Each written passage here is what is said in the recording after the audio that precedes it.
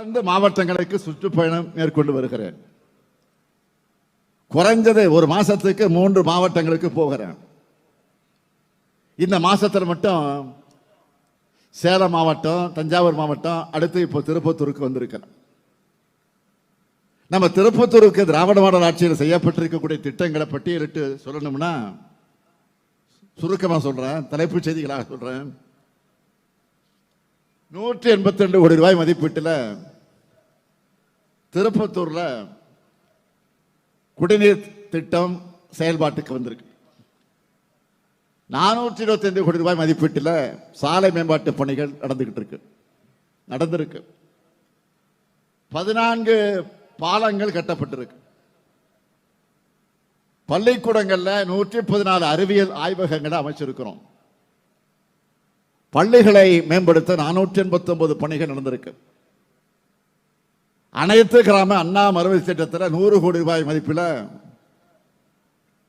1536 உள்கட்டமைப்பு பணிகள் நடந்திருக்கு. 211 கோயில்களுக்கு குடமுழுக்கை நடத்தி இருக்கிறோம்.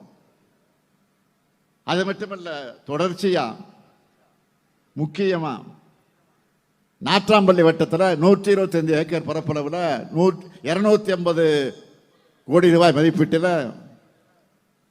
2500 வேலை வாய்ப்புகளை வழங்கக்கூடிய தோல் அல்லாத காலணி உற்பத்தி பூங்கா அமைக்கப்பட இருக்கு. திருப்பத்தூர், வாணியம்பாடி மற்றும் ஆம்பூர்ல பணிபுரியக்கூடிய பெண்களுக்கான விடுதிகள் அமையவிருக்கு. 15 கோடி ரூபாய் மதிப்பீட்டில் விளையாட்டு வளாகம் அமைக்கிற பணிகள் நடந்து கொண்டிருக்கிறது. ஏலகிரி மலையில் 15 கோடி ரூபாய் மதிப்பீட்டில் சுற்றுச்சாலை மேம்படுத்தப்பட இருக்கு.